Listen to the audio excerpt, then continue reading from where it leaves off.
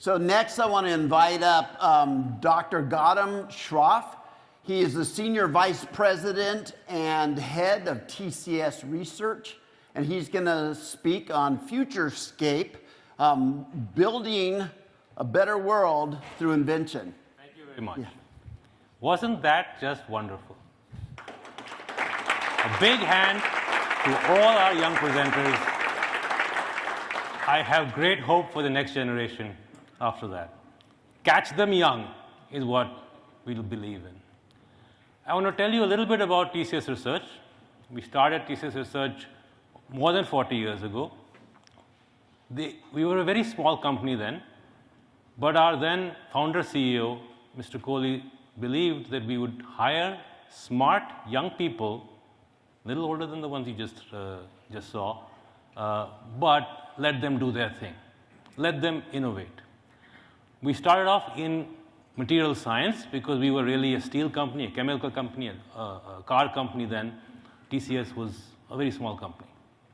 And then we expanded into software, started doing things like converting COBOL from one language to another language, this database to that database, and we built up a software research program. Next, we branched out in the 2000s to a wide variety of areas, embedded systems, life sciences, cybersecurity, and all the other things. And that branching off continued in the 2010s to deep learning, AI, and other areas. We have more than 750 research scientists, young people, fresh PhDs like the ones you heard just before, senior people who've worked in academia. And we publish 250 to 300 papers every year, file about 100 patents a year. And most of our research is in India, but we have a research lab here in Cornell Tech, we have a research lab in CMU, and we're working with PhD students like you just heard before, and building a research program in both of these universities, along with our researchers. We're also advised by an excellent advisory board with very eminent people. Among them is Jeff Ullman, who was recipient of the ACM Turing Award, which is a Nobel Prize in computer science, a few years ago. And so we have good advice. And the reason we do this, we have these people who basically do their thing, they do their research, and publish and advance the state of knowledge, so that if there's any area of science and technology that you or your business will be impacted by, we have people who are either working in that area or know the best people working in that area because they are in the field. And that's why we continue to invest in research as a resource that we make available to all of you. I'll now introduce my colleagues who will talk about a few vignettes of research that they do. We'll start with Raj, who will talk about our biosciences research. And then we'll move to generative AI, but not ChatGPT necessarily, but how to the other types of generative AI where you can generate images and videos, and what does that actually mean in the real world, apart from the fun things that you can see on the web. Then move to a little bit more interesting thing, which is all that generation can generate useful things like molecules and materials, and Parama will talk about that and how that can help bring about a more sustainable future. To do all that materials work, you need understand quantum computing. Rekha will talk about quantum computing, but not in the context of chemistry, but in the context of, well, it's Wall Street, so finance. And lastly, Vinay will come and talk about the first steps towards the vision that Harrick envisaged in the very beginning. And that's actually happening. Now, all of this is work which is actually happening now or has been done. And then I'll come back and talk about the way ahead and what can be done in the future beyond this. Raj?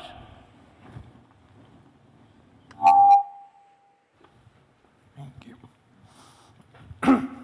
Thanks, Gautam. And good morning, everyone. It's nice to be here. So all morning we've been hearing about the great awesomeness of ChatGPT and generative AI. But I come from a field where I think there has been as as much awesomeness because we can now open up a cell, we can look inside, we can see what's happening, we can do things to the cell and then see how the cell responds and so on. So you have these two different awesomeness, the confluence of which should enable us to lead longer, happier lives and also think in terms of how can we cure diseases and so on.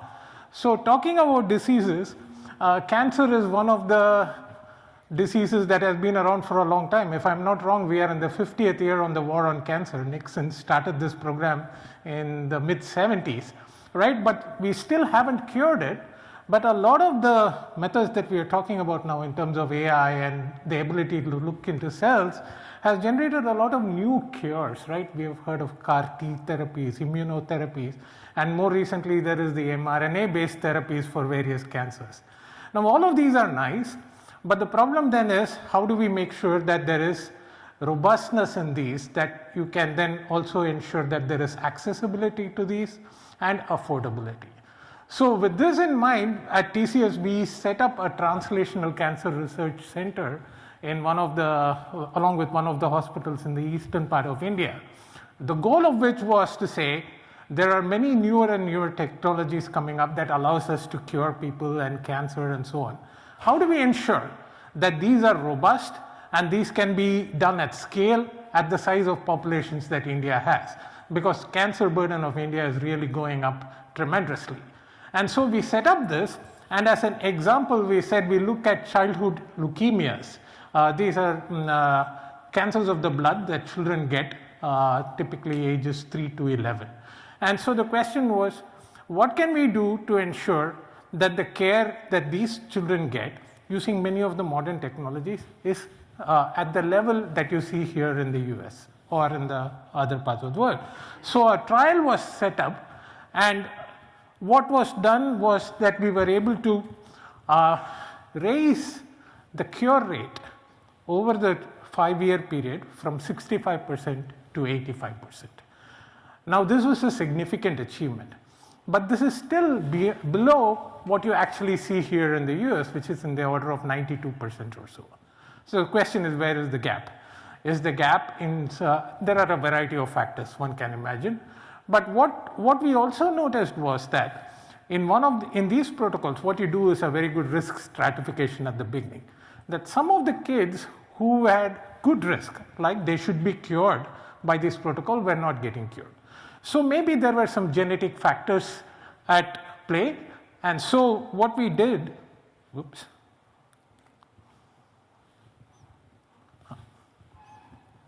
my clicker is not working, okay. So what we did was to adopt a different strategy with these kids. We said, there are many other drugs that are available. Can we use some of these drugs, try them on these children, and see if they will cure them? But you can't really go and give it to the kids, right? So what do? You come up with a procedure whereby you extract those cells, take the cells from the patients, you grow them in the lab, in the right environment, and then you try a high throughput mechanism to evaluate a whole bunch of drugs. And you follow that using a microscopic technique, and the combination of drugs which actually kills the cells in the lab, that is what you give to the kid. And so this has been successful in over 20 kids now. And so this is an example where using now this is a manual process, right? But you can automate it. You can automate it using robotics, you can automate it using AI for the image analysis, and what then happens is that becomes robust and scalable, and you can do it at population levels, right? And so using a same procedure, there are other cancers like gallbladder cancers, which are more frequent in India than in the rest of the world, for which no proper protocols exist. What can we do for these? Again, we can follow the same procedure. We can take the cells, and we can also actually grow many organs in the lab and bombard it with the different combinations of drugs and see what works. Now, while this is an effective procedure, this is not an efficient procedure, because the number of drug combinations that you can try is large, and you're not guaranteed that you're going to find the right combinations. And this is where deep learning and AI can become very useful, because what we have is we have models, Remember at the beginning I said we can open up cells and look at them and what is happening inside them. So by looking at what is happening in the cells, we can build models that will say what will happen to that cell if I add a new molecule in, or what if I add a combination of molecules in. So what we can now do is embark on a program where we are able to take the patient cells, open them up, look what is happening, and then suggest possible combinations of molecules that are going to work. That means now instead of doing thousands and thousands of experiments screening for what works, you can reduce that number to tens of combinations. And that in turn will bring in the efficiencies and it will bring in the robustness and affordability of this. So overall then, what is happening? We are entering into an area where our ability to look in great detail inside cells, coupled with all this sophistication we have in terms of computational methods, is actually allowing us to provide personalized care in the clinic. See, you have the pharma companies who are going to make the new molecules and the new cures, but what can we do with the existing drugs that we have? And that is where these kinds of methods come in, where you have personalized care in the clinic. So with that, thank you for listening to me, and I'm going to hand over to my colleague Shirish, who will talk to you about using generative AI to synthetic realities. Thanks.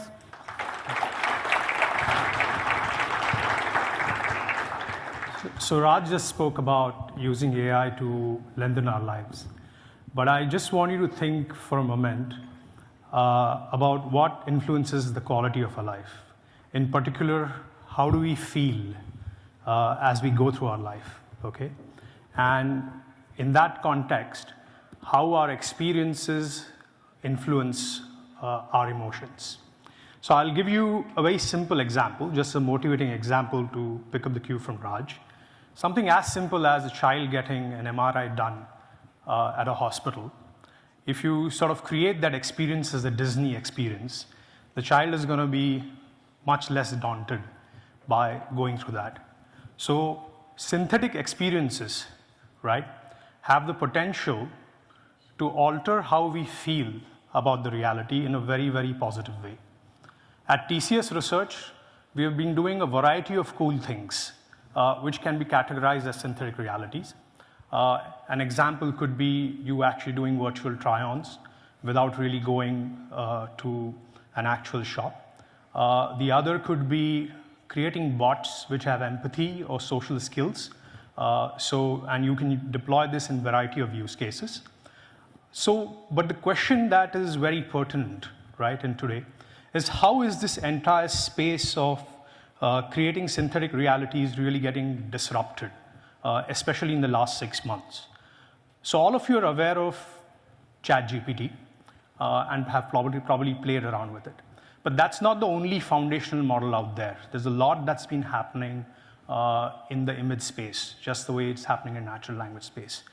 If you've played with Midjourney or DALL-E, it's become incredibly easy to create very realistic imagery, very stylistic, realistic imagery with relatively simple instructions, okay? So the question really arises is, are things really so fantastic right now that all of us are gonna become a Pablo Picasso or an Ansel Adams, and I mean, it's all of us are artists now. Is it gonna be that simple that we just ask for it and something gets done? That's not quite the case. Because many times when we are trying to do complex artwork, we actually want visual elements in very specific places. We want very specific visual elements. So in a sense, we want a lot of control on our creativity, okay? So I'll take you through one specific problem that we've been working on. Very simplistically put over here, I have a canvas, and I want a specific visual element to appear in the red region. So for example, a house over there.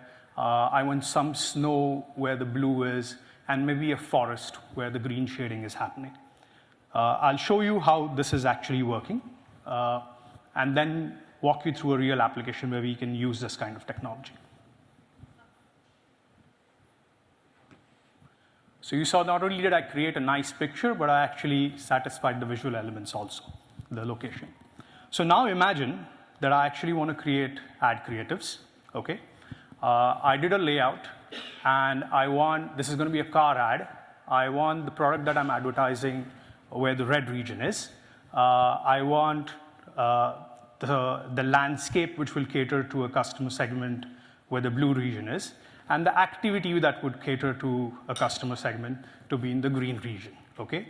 But as my customer segments change, I would want to change these things, and I'm just going to give instruction to those specific areas. So let's suppose I'm in a mountainous region, okay? I want to cater to people who like adventure. The car remains where it is, but I have people trekking, and I have mountains in the background. A slightly different demography. I want city in the landscape. I still want the car where it was, but now people are partying, okay? Sorry. One more version where I want people going to the beach, we're having a sunny day, and you have a surfboard, but the car is where it is.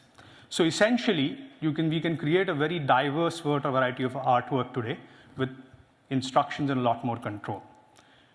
Things start getting even more fancier now, where if we start interfacing this with ChatGPT, so I'm not going to walk you through all instructions, but you could have, suppose it design an entire artwork for us, even go ahead and create prompts for a visual engine.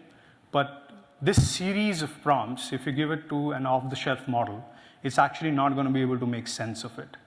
But I'll show you an example where we have created a pamphlet, right? With a lot of control what we want in every point. And this pamphlet actually has a whole bunch of things going on in the background, which allows us to possibly, have very fine granular control, combining language models and models which are capable of imagery, okay?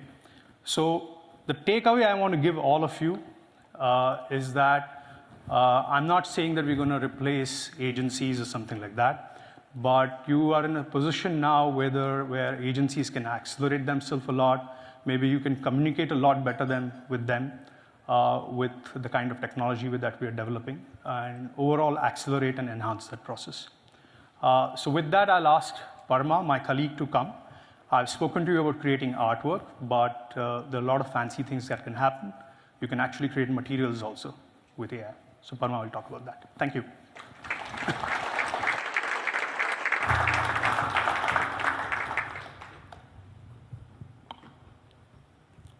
Okay. So you've all heard Shirish talk about these generative AI models, but what he hasn't told you about is the environmental impact associated with these models, okay? In fact, there we go. Running a single model for a single day can generate more than 5 times the emissions associated with the lifetime of the average American car. And so if we were to have, and we want to have, a cleaner, more sustainable future, we know that we need to be able to hit our net zero targets by the year 2050. Now, what if I told you that these very same models, that are generating these alarming emissions, can actually be used to unlock the potential of materials, the very powerful potential of materials to enable a low-carbon future, okay? In fact, we use a lot of these generative AI models to design molecules and materials that could one day potentially solve our energy problems. These could be materials that catalyze chemical reactions better, or materials that interact with light in unprecedented ways, okay? So this is a great example. So one of the examples that we love talking about is that of photocatalytic water splitting. Now, this is a chemical reaction that uses the power of sunlight to split water into charged hydrogen and oxygen. This is perhaps the greenest way of producing hydrogen. And hydrogen, as we all know, is a clean form of energy, which can be stored and used for various applications, perhaps the most exciting one being as fuel cells for mobility. Okay. So there are some challenges associated with this. Now, one of the main ones is that this reaction needs a stable and efficient catalyst material to drive this reaction, essentially. Now, please keep in mind that there are billions and billions of molecules in the universe today. And so the question that immediately arises is, how does one intelligently screen through this enormous space to arrive at a set of ideal catalyst candidates? Now at TCS, we have been able to develop unique computational approaches using existing data to, in fact, one of the projects was to screen through more than 6,000 candidates for catalyst materials to identify less than 20. So this is an exercise that would have taken years if conventional techniques such as actual experiments would have been used. Here's another challenge with photocatalytic water splitting or solar water splitting, and that is that how do you efficiently harness or harvest energy from sunlight? And of course, the obvious answer is you design better solar cells. Now, inorganic halide perovskites, yes, it's a mouthful. Inorganic halide perovskites are materials that are able to absorb a larger portion of the solar spectrum. And again, at TCS, we developed a data-driven model. We used some very powerful machine learning algorithms to predict new perovskite compositions. Metasurfaces. So this is the slide I should be talking about, my bad. Metasurfaces are nanostructured materials that are also capable of optimally absorbing sunlight. And one of the AI models that we developed within TCS was able to reduce the design time to generate one of these optimal absorbers from more than 56 hours to less than a second. So that's just an example of what AI can do to design materials that really help you to get to a hydrogen economy. So at TCS, we have some very energetic material scientists that work closely with AI practitioners to design these entirely new classes of materials that we've spoken about. And essentially, what we have now is a digital laboratory that enables us to predict, to design these fantastic, fascinating materials without having to create actual physical prototypes in the lab. So this unique confluence of AI and domain expertise, because that's also very important, empowers us to bring a lot of these visionary materials to life and truly make a material difference. So with that, I just want to say that material science is not the only field that requires significant compute power. And quantum computing seems to be the road ahead for a lot of the simulations that we do today. And my colleague Rekha is here to tell you a little bit more about it. Thank you. Thanks, Parama. Good morning, everyone.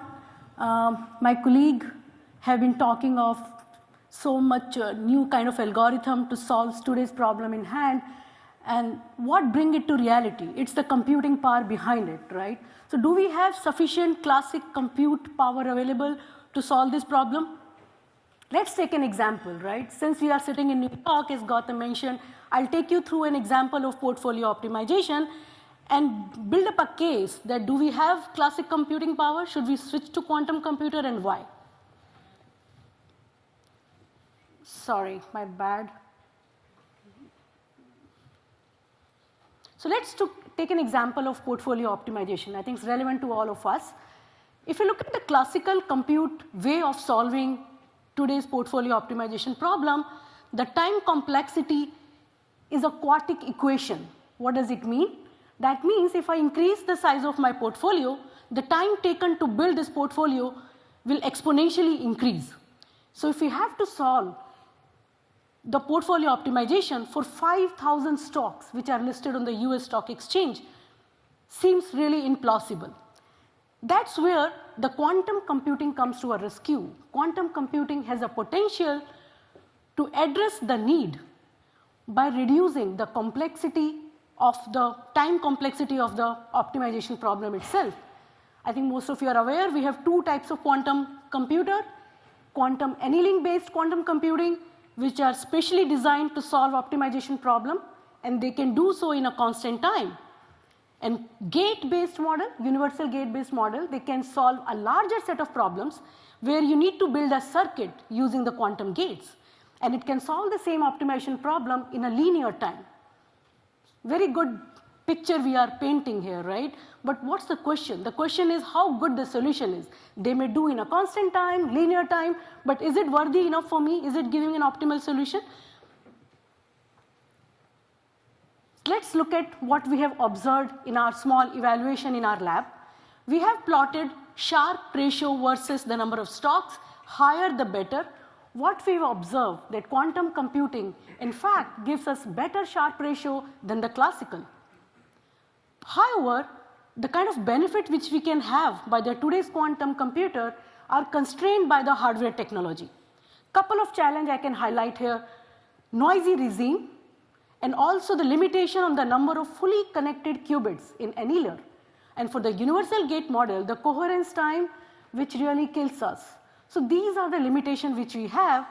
In fact, we have done extrapolation looking at kind of noise-free qubits available today. We may be able to solve a portfolio optimization problem for around 170 stocks only. However, we want to handle 5,000 stocks together.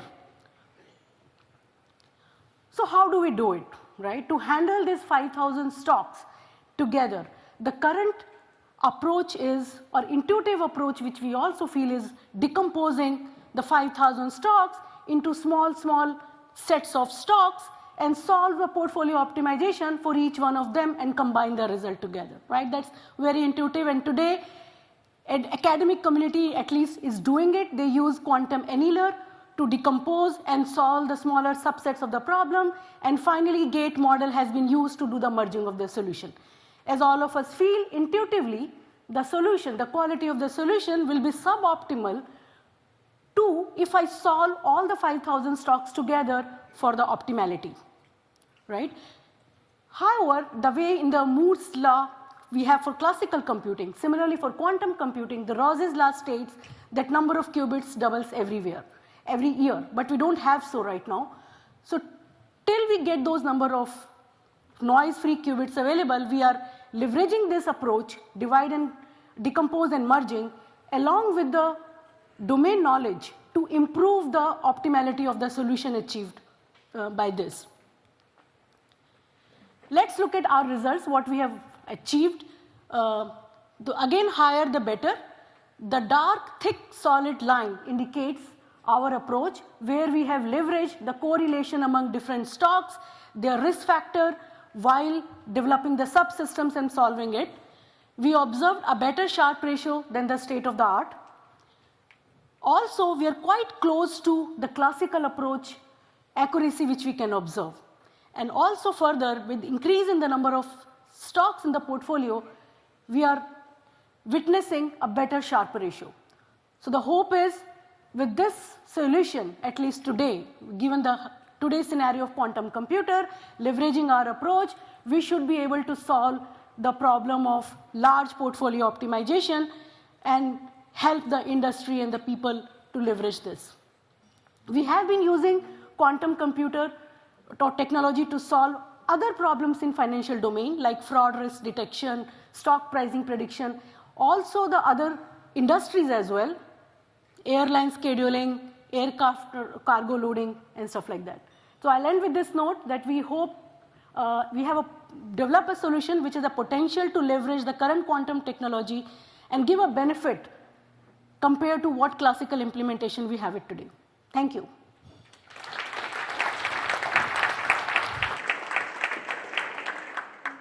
My colleague Vinay to give you the full story of all things we have presented so far. Over to Vinay. Thanks, Rekha. You have seen quite a eye-popping examples of the art of the possible. What unfortunately I am going to talk about is something rather mundane because it has been achieved. So I think you people know it far better than me that modern enterprises are fast evolving into complex system of systems that need to deliver in a dynamic and uncertain environment. This is leading to new challenges of decision making in the uncertainty and effective implementation of those decisions in ever pervasive software systems. We posit that domain experts should be empowered to play a greater role in overcoming this challenge so as to reduce the cycle times and without compromising on the quality of the solution, to say nothing about the paucity of STEM trained engineers out there. We have developed AI centric solutions to address these problems, which we believe could be the components to support the vision of AI enabled enterprise. So let us begin with the problem of decision making in the face of uncertainty. Let me take 3 concrete examples. One of our telco customers was witnessing a very high number of SIM swap frauds. So naturally the SIM swap and order to activate processes were bloated with a lot of manual checks, which led to a poor NPS as well as the high legal cost and compensation led to high OPEX. Another of our telco customers had introduced a new plan of unlimited data as the COVID pandemic settled in, so as to reap the likely rising opportunity due to work from home. However, that product was not witnessing the kind of uptake the customer was hoping for. One of our packaged industry customers was not getting the desired return on its investment in a complex sorter system. This was largely because of a high number of recirculation and rejection counts, thus leading to low throughput and high operational expenditure. Now all these problems the customers tried to solve using classical design of experiments based manual techniques. However, it didn't deliver the right results, and moreover these systems ended up lurching from one unstable state to another, kind of a Brownian motion. So we came up with an approach that's based on digital twin enabled risk free business experimentation in silico. In essence, what we did was we constructed self-optimizing digital twins of the SIM swap and order to activate processes, so as to predict what is the right variant of the process given a particular risk score, which was computed using ML based techniques. So thus we were able to arrive at the right variant of the process for a particular case, which led to savings of 5.9 million USD in OPEX. For the second telco customer, we came up with a purposive digital twin of the telco, which helped us predict through simulation what is the right product definition, what is the likely target customer base, and what is the right product launch strategy, which led to 2x improvements in the take rate of the unlimited data product. For the third customer, we came up with a high fidelity sorter of the sorting, high fidelity digital twin of the sorter, and through simulation for a given workload, we were able to arrive at the right work process allocation, which led to 5 to 10% increase in the sorter throughput. So in a sense, we were able to support a faster justification backed decision making with a priori assurances. So digital twins indeed helped on ground. However, constructing a digital twin is an intellect intensive endeavor. We leveraged the encapsulated knowledge, general knowledge in LLMs so as to reduce the cognitive burden on subject matter experts.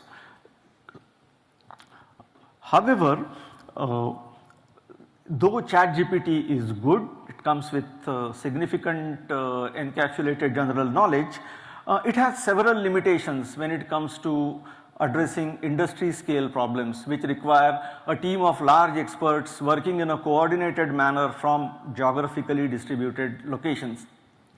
So, in order to overcome these limitations, we augment ChatGPT with model driven engineering technology, which has been proven to work on industry scale problem for over years now. And the fact that we are one of the pioneers in the development of use of model driven engineering technology also helps. So thus, a symbiotic integration of model driven engineering and ChatGPT helped us enable domain experts construct digital twins faster, better and cheaper. We also use AI to help identify what are the most appropriate what if scenarios that need to be simulated and what are the most appropriate interventions that need to be introduced into the system post a simulation run. This could either be done in a purely manual manner or using technology like reinforcement learning.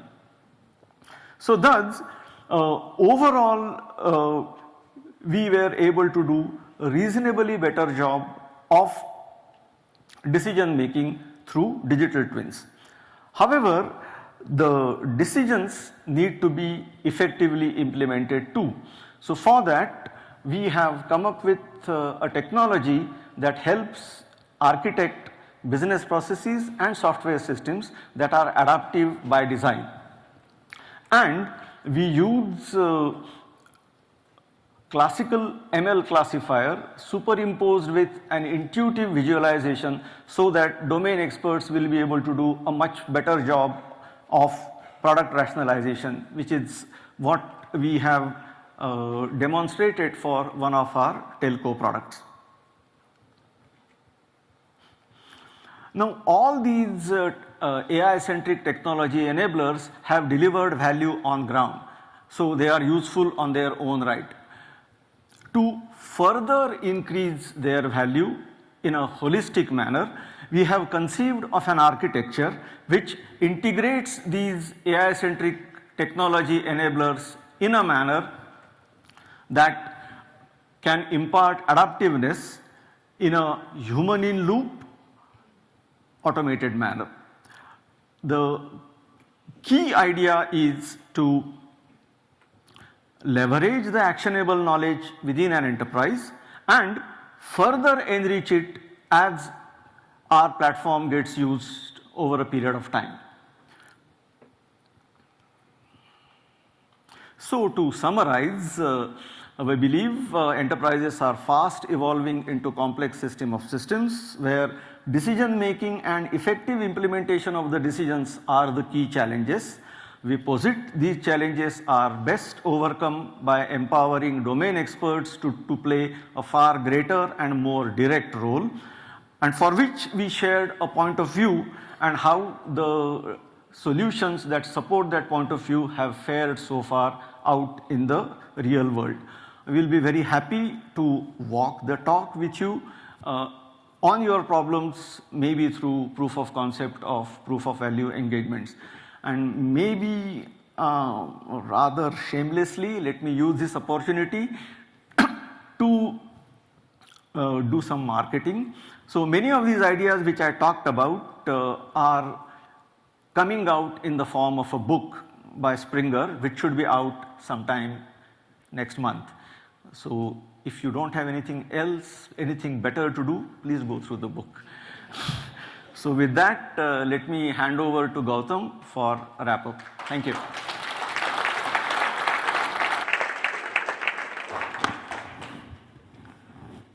So you've seen few vignettes of the research that we're doing.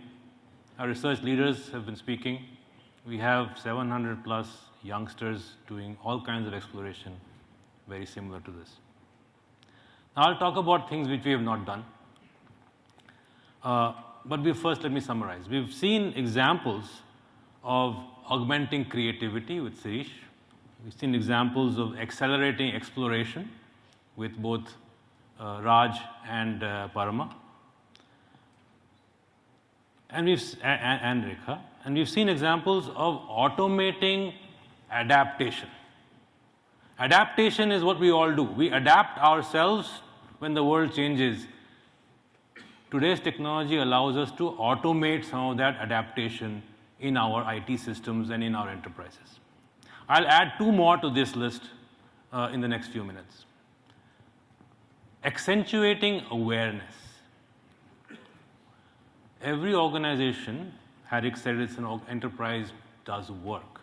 One of the things it has to do is deal with all the information that it is observing, whether it's about its products, it's about the market, it's about the what people are saying about it, or what it is doing in the market. So that listening is a big deal. And large organizations process information in systematic ways really to be able to digest and act rapidly on information. One of the main goals of an organization. For example, an executive who has to make a decision would like a contextual insight based on all this information as soon as possible. For example, there's a fire in a supplier's factory. It might affect my supply chain. Even better, there may be a fire in a competitor's factory. This is a real use case. We delivered this 10 years ago with old technology, this particular use case. However, it was very difficult to do. It was only working for fires in factories. But we'd like to make it work for anything. A portfolio company gets a large order. Maybe it's not hit the market yet. Maybe you should take a long position. Any executive might have many different creative ways of processing that information. Are we going to, is that executive going to rely on IT to implement that particular creative way? By that time, you'll have dreamt up 10 more creative ways of doing it. Today's technology allows us to let that executive pretty much give orders on a daily basis to a large, complex information processing set of robots which will do things instantly. It'll sort through the information, find out, what's going on, and also discuss with each other. These agents will talk to each other and figure out which are the right pieces of information to give to whom using all these language models. So it's not about me asking a question to a language model, it's about me giving a task to a bunch of language models which will work together and give me the right information every day, every hour, what I need. So that's possible. And we've already started doing that. This vision we had more than 10 years ago, we called it Enterprise Information Fusion. At that time, the technology was not good enough to do it in a flexible way. We could do one fire in a factory or one something else, but not in a comprehensive way. So what do we need to do? We need to basically unleash the productivity tools to make IT invisible. We need to measure the improvements via control trials. And we need to audit each of our systems. So the first two are like we need to deploy all these productivity tools, then measure whether they improve things actually.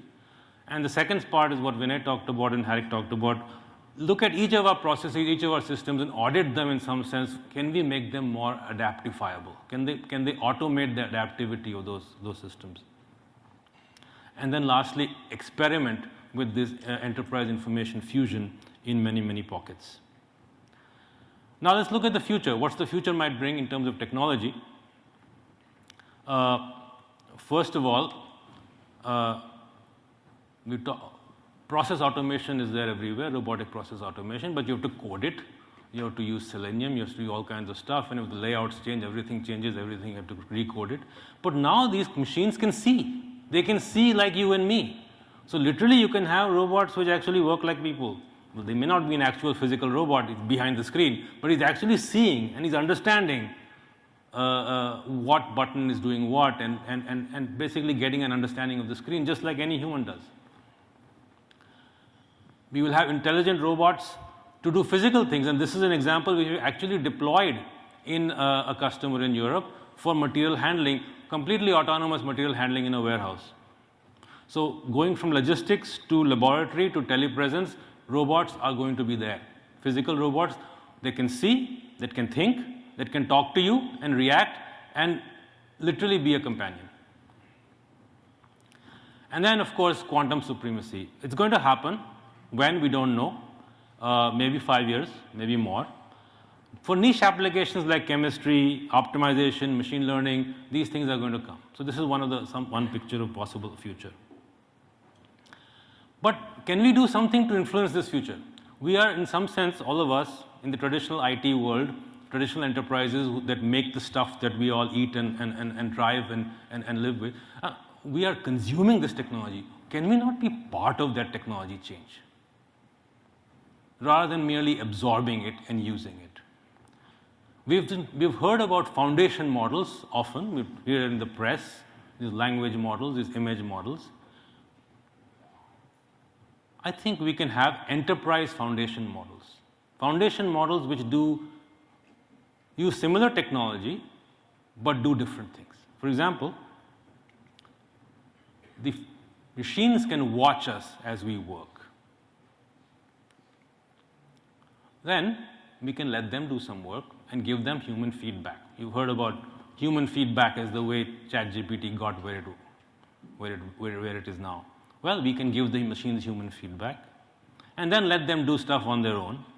And we can use exactly the same kind of technology which is used for large language models, basically giving them all this data, and they're supposed to predict the next action, and we have to teach them what the next action is, and we have to let them operate, then teach them more, and gets better and better and better. And then we can have foundation models for doing supply chain, foundation models for doing logistics, operations, trading in the markets, variety of things. It'll suddenly raise the way we do horizontal technology. We have HR technology, we have CRM technology, we have general ledger technology. I mean, we can completely change the way this layer of fundamental system of record and system of process. We can change it to system of prediction, and that's the future opportunity for us as an industry to do something that Silicon Valley is not looking at. It's our opportunity in the next few years, and hopefully we can get there. The AI, certainly all of this might sound very exciting, some of it might sound dangerous, might worry some of you. Are there existential risks of AI? In my opinion, it's something that people need to talk about, and perhaps they're not that worried. The other side, job losses, well, there is going to be disruption. If the kind of technology I talked about, enterprise foundation models, comes to be, a lot of things will change in the enterprise, right? But it will result in greater productivity, greater efficiency, and every time we have done this in the past 100 years, we have net grown as an economy, as a world, and net improved welfare of the human race. So I don't think that fundamentally there's going to be a net job loss. There will be change and disruption. But misinformation is definitely a problem. Not necessarily because the AI is misinforming you, but because the AI can be used to misinform you. And that's the guardrail that all of us have to put into place in our organizations, when we deploy AI, either within the organization or outside. It's not necessarily the AI doing the bad thing, it's the bad actor doing the bad thing, using the AI. And even worse is crime. The uncle giving you his will and asking for some payment in return will become a variety of different types of relations. Maybe that uncle has your name, and maybe that the social engineering attacks will become very creative, widespread, and very difficult to detect. And that is probably the biggest imminent risk. And our people already started working on, our researchers are working on trying to fix that or trying to work on that as we go along. So I'll thank you for your attention, and I hope you enjoyed the session. Thank you.